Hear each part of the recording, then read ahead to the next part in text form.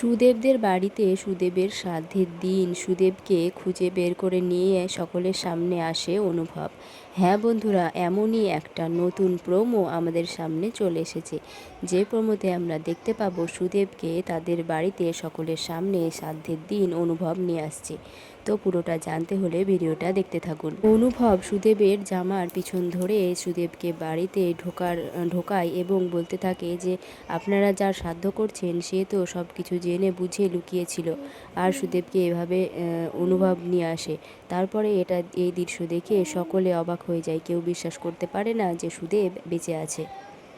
তারপরে সুদেব ভয় পেয়ে যায় এবং সুদেব বনলতার দিকে আঙুল দেখিয়ে বলে, তুমি তো আমাকে বলেছিলে লুকিয়ে থাকতে।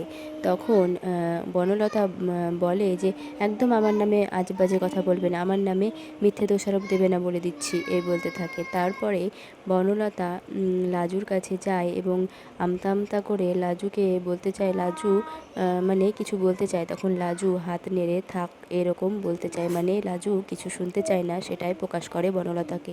এরপরে লাজু তার সমস্ত বইপত্র ঘর থেকে গুছিয়ে ঘাড়ে ব্যাগ নিয়ে বেরিয়ে চলে আসে উঠোনে।